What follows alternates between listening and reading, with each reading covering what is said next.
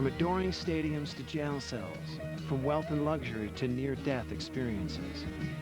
But when times were dark, the friendship between these four complicated men shone brightest, until they surprised the whole world by reuniting to tour in the year 2000. 3 decades after they walked away, David Crosby, Stephen Stills, Graham Nash, and Neil Young are legends. This is their story.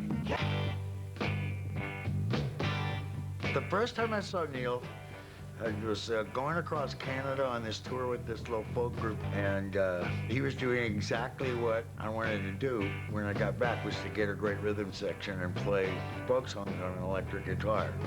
Every time you touch her. We drove down to Los Angeles in a '53 Pontiac hearse, and we're in traffic, and I guess Stills saw us, so he ran up to us and got us and pulled over. Neil Young teamed up with Stephen Stills in 1966 to form one of the greatest California rock bands, Buffalo Springfield. There's something happening here, but what it is ain't exactly clear. The Springfield found immediate success, but conflicts between the two stars, Stills and Young, combined with Young's desire for a solo career, caused tension from the start. Stills said later that he wanted to be in the Beatles and Neil wanted to be Bob Dylan. Oh, hello, Mr. Soul, I dropped by to pick up a reason. The relationship was a bunch of 19 and 20-year-old guys just getting something together for the first time in the spotlight of, you know, interviews and you know, attention that they'd never had before. We lost the ability to stay in the moment, you know, which is what you have to do to perform. Young walked out on the group just before the 1967 Monterey Pop Festival. Stephen asked David Crosby of the Byrds to fill in. Neil had split, and Stephen, you know, and I knew each other and liked each other, and he said, well, you want to, like, we got to do this gig. It's gonna be great. It's gonna be great. You got to do this. And I said, yeah, I'll sing with you. Stop. Hey, what's that sound? Everybody look what's going down. Stop, children, what's that sound? Everybody look what's going down. Crosby was also performing at the festival with the Byrds, who were at the height of their success.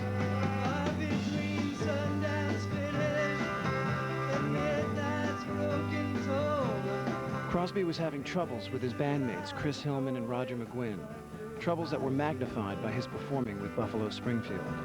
I remember it being a very kind of sour experience. It was sad on stage. There was the camaraderie that we'd had as a band wasn't there anymore. It was David Crosby's wanting to be in what became Crosby, Stills and Nash that really drove the situation to an end. There was some friction there, you know, and also I've never been, you know, the easiest person in the world. I'm very opinionated and very independent guy.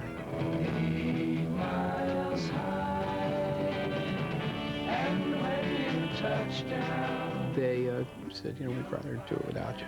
I said, well, you're making a terrific mistake, you know. They said, well, we think we'll do better without you. When Buffalo Springfield split for good, Crosby and Stills decided to team up. We sort of found ourselves spending a lot of time together and driving around and you know, and singing songs. And basically, me and Crosby were hanging out. And we went and saw Graham sing with the Hollies. And then Cass comes up and whispers to me, do you think you guys need a harmony singer?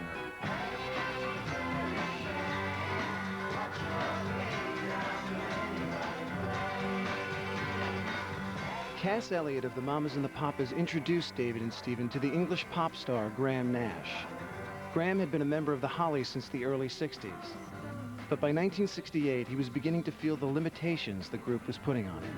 Bus stop, where day she's there, I say, please share my umbrella. When I made the decision to leave the Hollies, 3 things had happened. One, I was getting frustrated that I was writing songs that I thought were pretty cool and that they didn't want to record.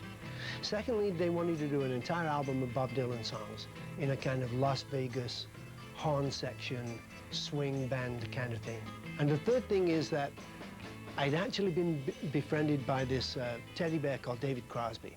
Cass Elliot said, get in the car, I want you to meet somebody. She brought him over and told me to get him stoned. On his chest was a lid from a shoebox, and in the lid was a pile of dope. I had this pullover pot, meaning if you smoked some and you were going someplace, you'd pull over and try to remember where you were going. It was stoner weed. So we laughed all through the afternoon, and I liked him a lot. In the summer of 1968, Crosby, Stills, and Nash sang together for the first time at a house in Laurel Canyon, belonging to either Cass Elliot or Joni Mitchell. Nobody is absolutely sure. Now, this is possibly because we might have smoked one, but none of us is absolutely sure whether it was Joni's or Cass's. I say it was Joni's. Well, see, David got it wrong. It was at Cass's house where we sang together. In the morning when you rise, we had, I had a pretty good harmony too, and we sang it to Graham. And he went, "Do that again, would you?" In the morning. And the third time, he put the top part on. And Stephen and I looked at each other and went. Before Crosby, Stills, and Nash could make their group official, Graham had to go back to England to quit the Hollies. David and Stephen joined him in London. We go to Britain to rehearse, and there were like fans that would spot us in a car and holler things at us because we were blowing up one of their groups, Oh, those horrible Americans. They didn't know that it was that big a deal. Just a band. The trio rehearsed their songs and started looking for label interest. We did attempt at one point to get on Apple Records. It was an up-and-coming new record label, obviously controlled by the Beatles and Peter Asher at the time. We actually auditioned for George and Peter. Blackbird fly. And we sang it very well, and they passed, which I think they probably, in hindsight, were not happy about. Ahmet Ertegun of Atlantic Records had loved Buffalo Springfield and offered the new group a contract.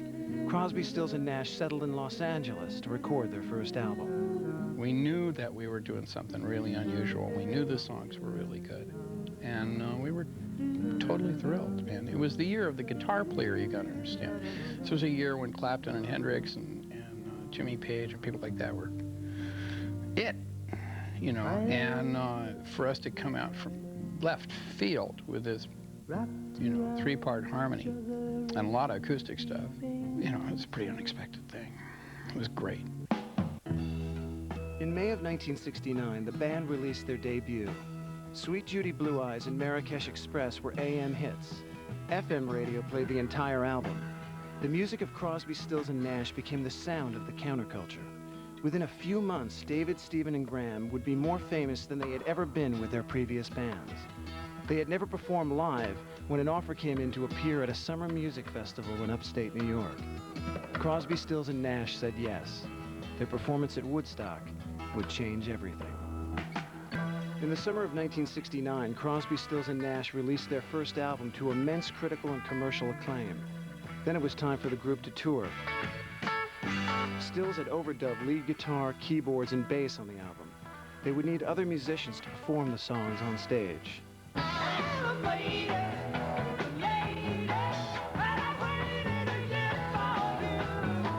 It was Atlantic Records president Ahmet Ertegun who suggested Stephen's former bandmate, Neil Young, would be the perfect addition. I'd been casting about for a keyboard player. I wanted another musician to play opera. But I'm talking it over with Ahmet one day.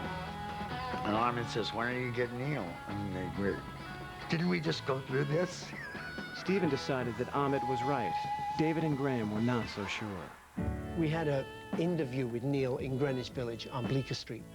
And I went to breakfast with Neil because I was the one that was mainly against it, because I didn't see what we needed from Neil. The blend that we had with our voices was pretty good, and our musicianship was pretty good. And by the time I'd finished breakfast with Neil, I would have given him the world. He was unbelievably brilliant, and of course, I loved his music.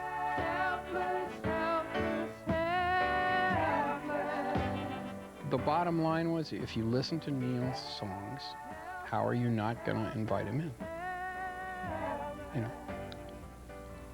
Listen to the songs, man.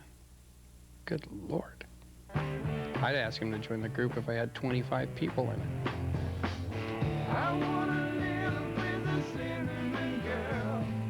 Neil had had begun to establish himself as a solo artist, but the chance to team up with his old Buffalo Springfield partner was too tempting to resist. Oh, I thought it'd be cool to play with Steven again, and the other guys were great singers and had their own songs and everything. But I really felt like I had some unfinished stuff with Steven that we could play together, and we needed to do more of that. The band officially changed its name to Crosby, Stills, Nash & Young and went to perform their first gig in Chicago. 1 week later, they had their second performance at Woodstock. Looking at the world through the sunset in your eyes. Traveling the train through clear Moroccan skies. Ducks and pigs and chickens called. This gig had come up, and it was a kind of a shaky deal. Nobody was sure what was going to happen. We just knew that some of our favorite bands were going to play there. But you know we're riding on the Marrakesh Express. The big nervousness that everybody, makes a point of, when Steven said. Tell them who we are. They don't know if you just sing, hello, yes. The point was that all the people that we really cared about were all standing around behind us. And they had all heard the record, but we'd never played live before. And so they said, okay, well, let's see, can they do it? It's getting to the point where I'm no fun anymore. I'm sorry. Sometimes it hurts so badly I must cry out loud. I'm lonely. But when the camera set up to shoot the band's historic performance, Neil Young refused to be filmed. I was offended by the cameras all over the place because it was a distraction to what we were doing, which was playing the music. So I told them not to do that with me, that not to film me, don't bother, don't come near me, and, stay out of the way. After Woodstock, the band's reputation grew with every show they performed. No privacy, no respect for the sanctuary, the dressing room. Look at them. No, you got to run. No, you got to hide. Within a month after their first gig, Crosby, Stills, Nash & Young were superstars. Their performance in New York's Fillmore East created such pandemonium the crowds refused to leave the venue. Concert promoter Bill Graham began stuffing money underneath the dressing room doors until the band returned to the stage.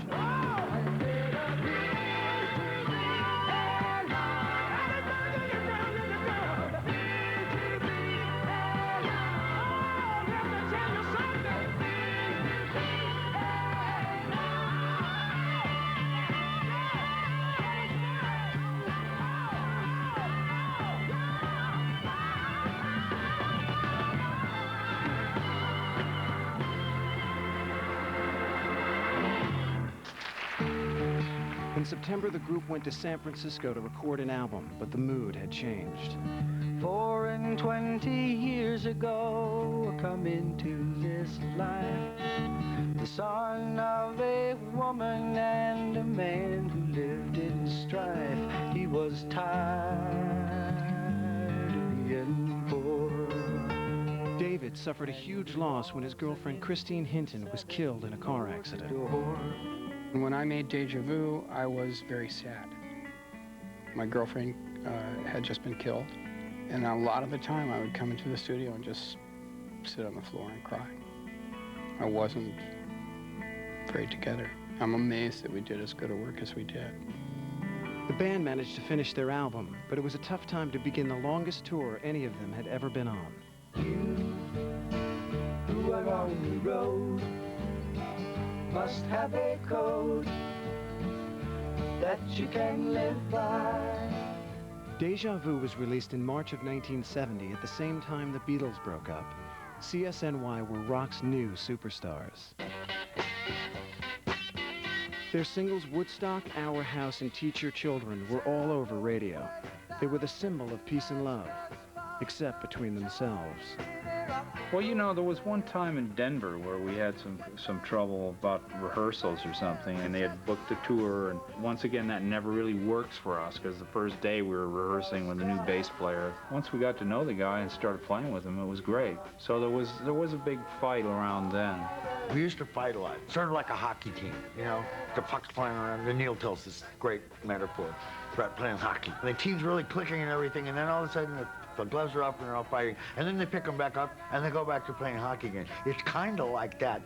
In May of 1970, the band recorded what would become their most profound political statement, a reaction to the shooting of 4 Kent State college students at an anti-war rally.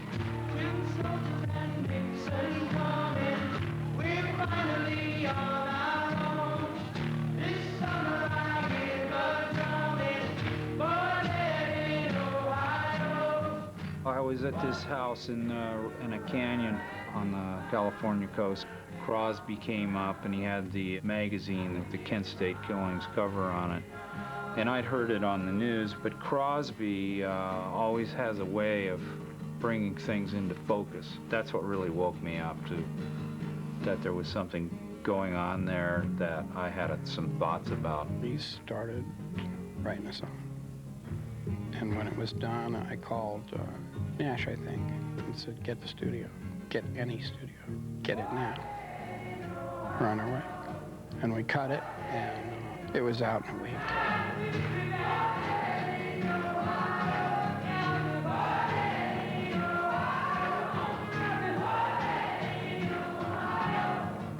Ohio ratified CSNY's position as the voice of the counterculture. Deja Vu was selling in the millions. Their concerts were rallies, rock shows, political events. But Neil was gearing up to restart his solo career with his new album, After the Gold Rush. In July, the CSNY tour ended, and so did the band. They were living legends. They had been together 1 year.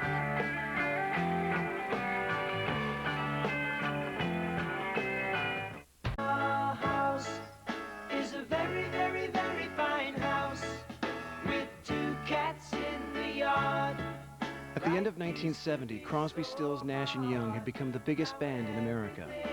Then at the peak of their fame, they walked away. We got together at a certain point in time, and it had a huge effect on a lot of people, including ourselves. And then, but we always planned from the beginning to go off in different directions and do different things, and it just was a loose organization.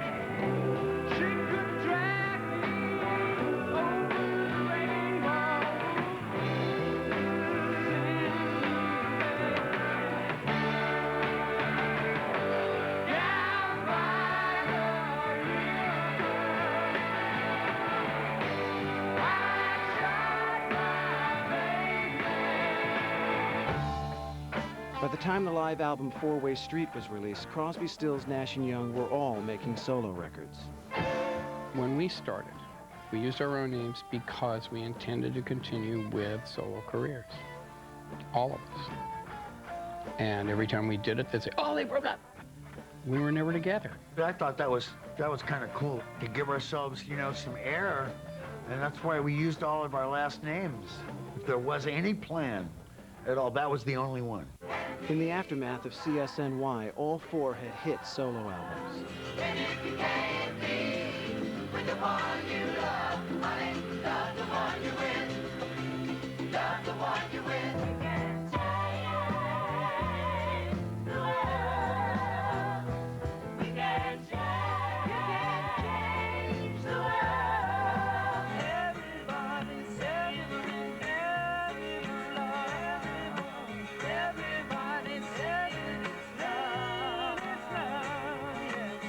While Stills and Young were leading their own bands, Crosby and Nash began making music together as a duo. David and I knew that we had a musical link, and we always have and always will have. There's probably nobody currently that sings harmony the way Nash and I do, or can.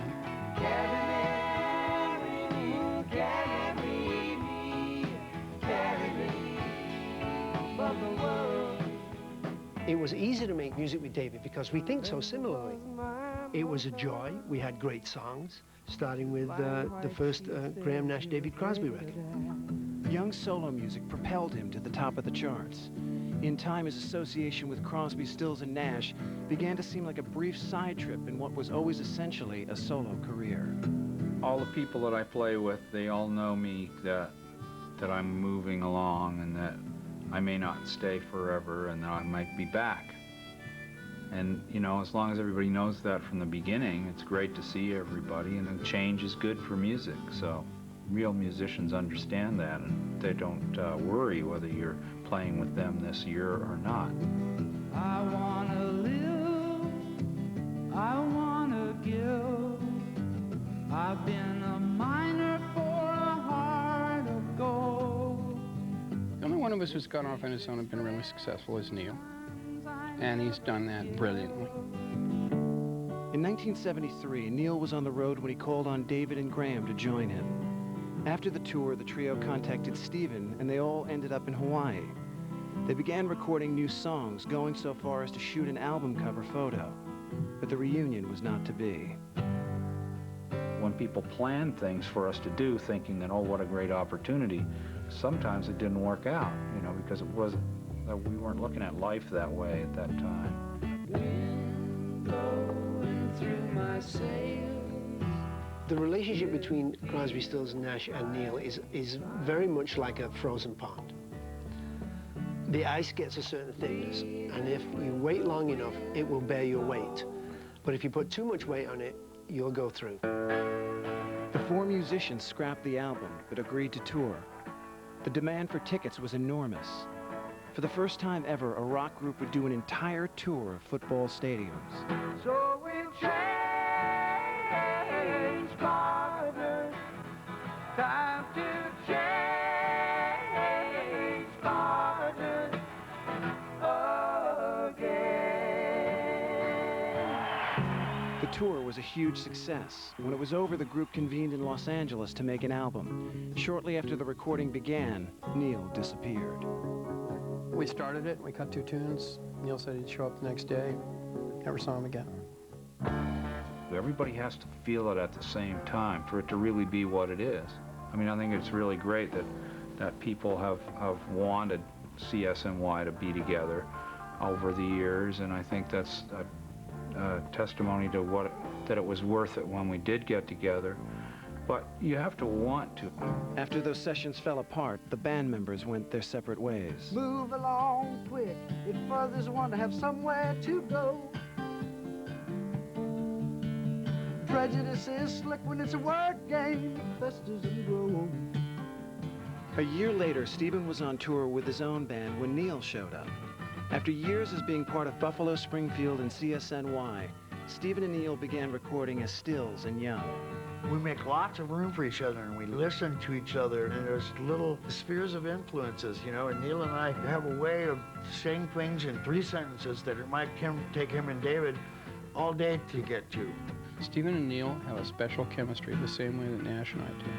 And I love you, I love you, I Stephen's always wanted to work with Neil, and I think he always will. And I think that goes both ways.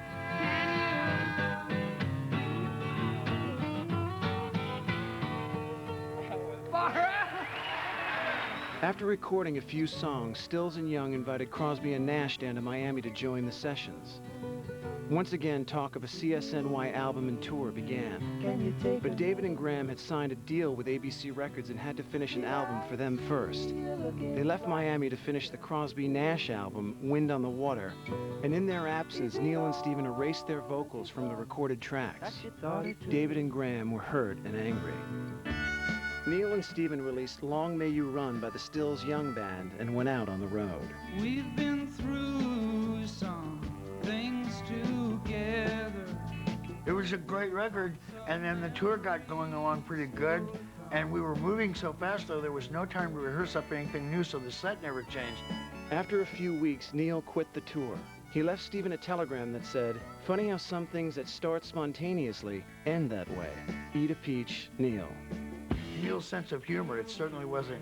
I certainly knew him too well to let him hurt my feelings like that with a little bit of verbal jousting. I left the tour in the middle of the tour, and there was something inherently, something was wrong. Something was wrong with the whole thing, and it wasn't working. The balance was off in some way, so you know, I bailed on it. Neil got frustrated, and then he got sick, and he said, "Well, that's it, I'm off." You know, and he's, you know, he's got more nerve than I do. I can't just bolt like that. Stephen was left shaken. Not only had Neil left him holding the bag on the rest of the Stills Young dates, but he had done what had seemed like irreparable damage to his relationship with David and Graham. Stephen showed up at a Crosby-Nash concert and managed to patch things up with David and Graham. Crosby, Stills and Nash decided to pick up where they left off after their first album in 1969, as a trio. In 1976, they made CSN. She has seen me changing. It was a big hit. Neil Young was back to being a solo artist. Crosby, Stills and Nash were back to being a group. It was a pretty good time. I remember recording the CSN record in Criteria Studios in Miami. We'd rented this villa. We had great songs. We were having a great time. Just a song before I go to make concern. Traveling twice the speed of sound. It's easy to get burned. Just a Song Before I Go was CSN's biggest hit ever. The band was back on top and exhilarated to be there. But David's drug use was escalating to dangerous levels. I was just shifting in the bad habit from snorting cocaine to freebasing cocaine, which is even worse. And I was in a very good place with my music. Crosby, Stills, Nash was doing the CSN album. But by the end of the 70s, Graham had had enough. We were at a Crosby-Nash recording session. The band started a jam. David was free smoking bass. And his pipe was on an amp. And the jam session was so vibrant and so hot that the amp was shaking, and it was slowly shaking the pipe towards the edge of the amp. Then the pipe fell off and shattered onto the ground, and David stopped the music. Dope had gotten more important to me than music, something which I swore would never happen in my life. And at that moment, I knew that David was in deep trouble, and that if David was in deep trouble, we were all in deep trouble. When he stopped that jam from going forward, a door shut in my mind. That was the time when I told David that I couldn't make music with him anymore. Graham Nash was David Crosby's most loyal friend and defender. If David was so far gone that even Graham gave up on him, it looked to everyone like Crosby, Stills and Nash were gone for good.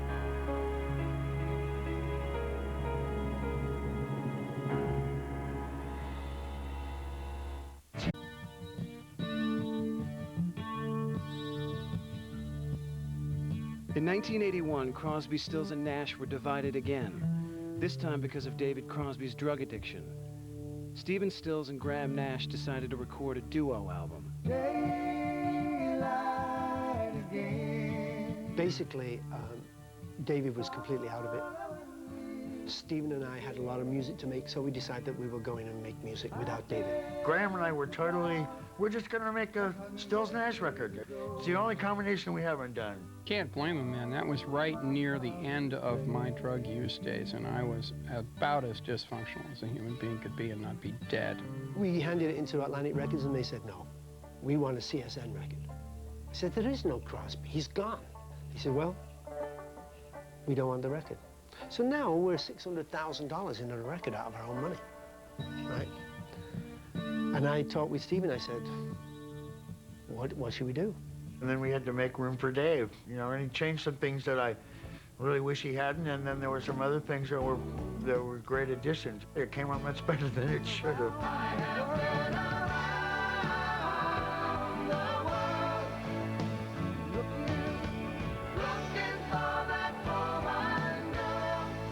Crosby was in bad shape, but with his friends' help, he made it through the sessions.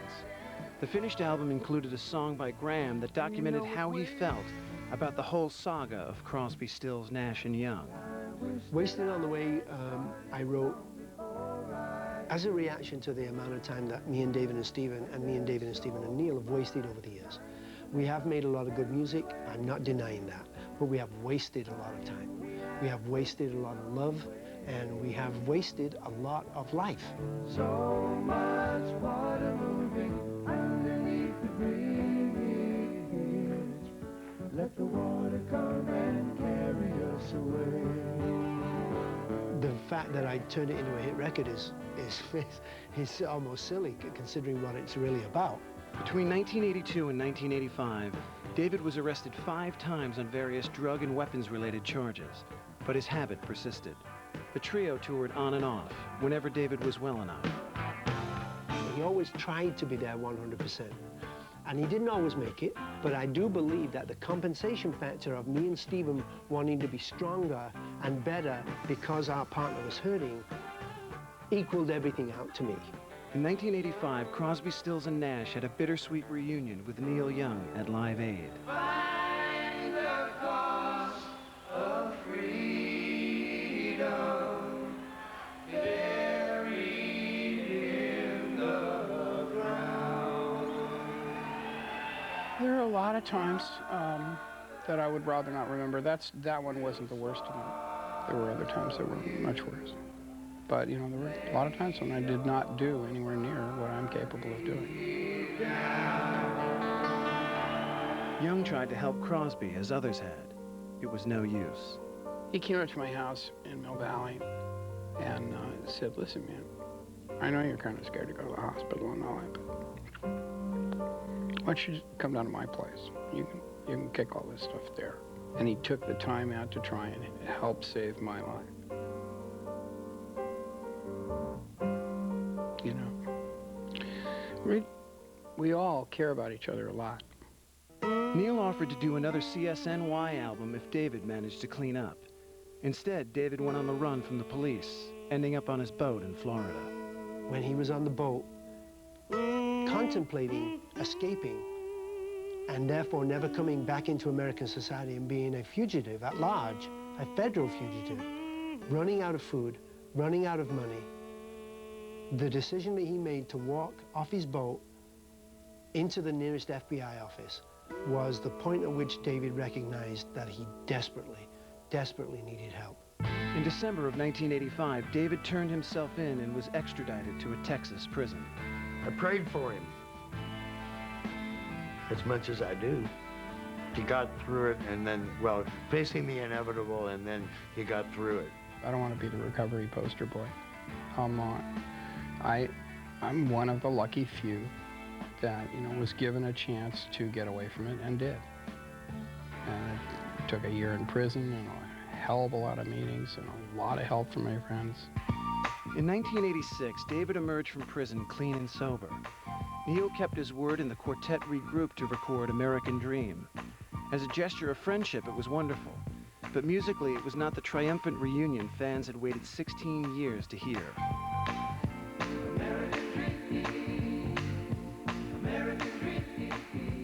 It was part of a bargain that we would get together if David got straightened out. I don't remember a bit of it, and I'd really rather not discuss it. We really didn't get together. We were just in the same area.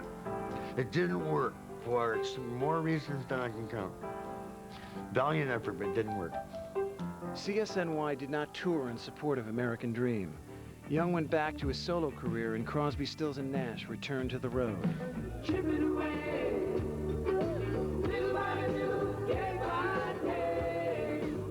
Then in 1994, David was dealt another terrible blow. I was very sick and I didn't know it. I was dying and I didn't know it. My liver was probably half gone. And we had no idea why I kept wanting to lie down and rest. Crosby finally went to the hospital and was told his liver was failing and that he was probably going to die. He'd need all the luck in the world just to survive. For Crosby, Stills, Nash and Young to ever make music again, it would take a miracle.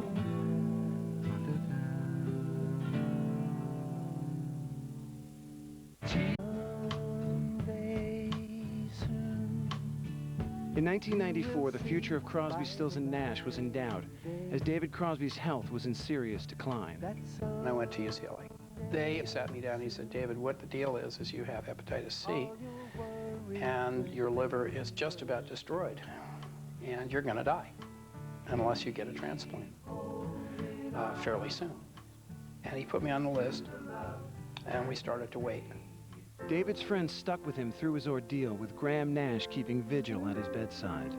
The head of medicine at UCLA called me one day and said, we found a liver for David. We're going to prep him. Do you want to come? I We wish him the best, and I go to the door and I turn around and I says, now look, don't you leave me with Stills. And he burst out laughing and I burst out laughing. Crosby's will to live prevailed again. He made it through the operation, got a new liver, and regained his health. The puzzling part isn't my descent and rise. The puzzling part is the amazing good luck that has happened and continues to happen in my life. I am an incredibly fortunate man. When David was well enough, Crosby, Stills, and Nash returned to the road. In 1997, they were inducted into the Rock and Roll Hall of Fame. Then they were dropped by Atlantic Records. When we signed with Atlantic Records in 1969, we signed for 6 records, and I think we've only just done 6 records, and it's 30 years later. The last couple of records that Atlantic put out of ours, I didn't think that they cared about at all. And so we wanted a clean break, and we wanted a fresh start. I don't think it's fair to blame just that one record company. They all went through the same metamorphosis. These guys are lawyers and accountants. They haven't got a clue about music.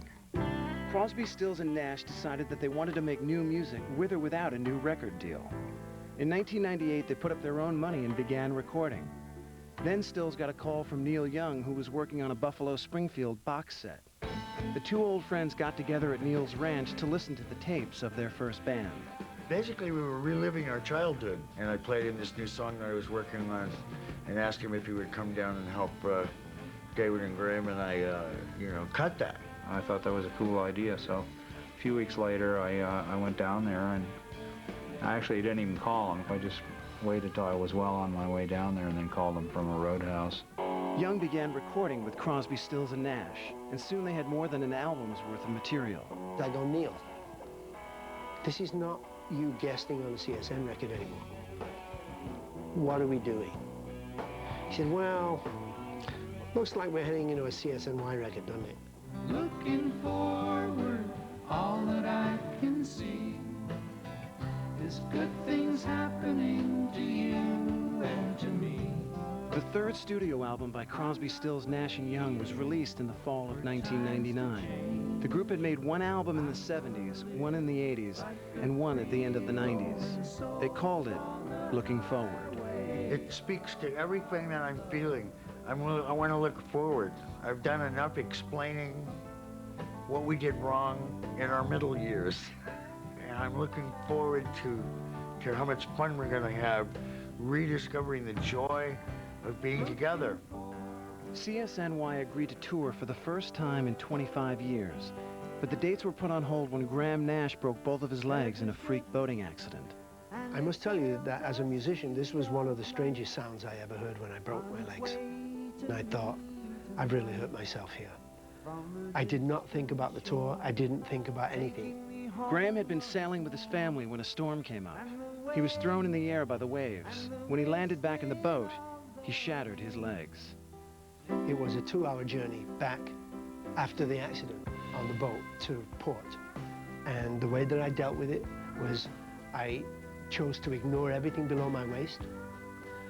I went in my mind to a great sunset and my land in Hawaii with its waterfalls and the beauty of it. And the 2 hours passed very quickly. Nash's recovery was difficult, but his spirit was strong and carried him through.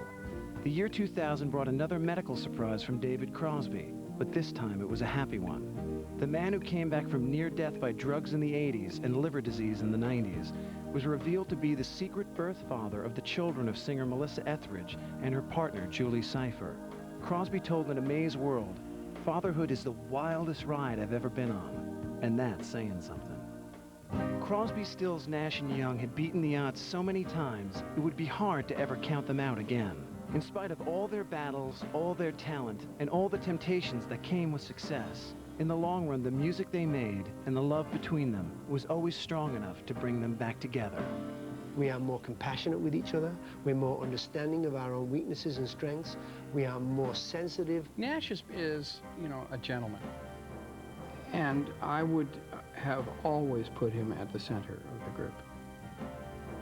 I think he's the central guy.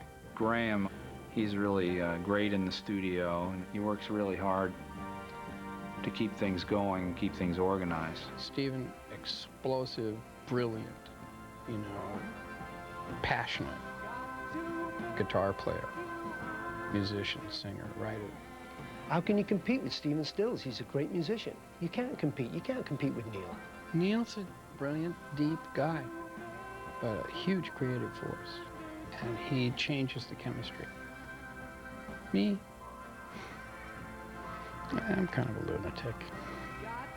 I can't categorize myself very well. David is more the soul of the catalyst in the spiritual level of things, you know, in some ways, to me. And then Stephen is just my bro. I mean, and I love to play guitar with him. Between the three of them, they're just never going to let me down. You know, we're just different. You know, we make lots of room for each other, and we listen to each other really assiduously, like we did when we first started when we were kids. I must tell you that the feeling between the four of us has never been better. In the morning, when you rise, do you think of me and how you left me crying?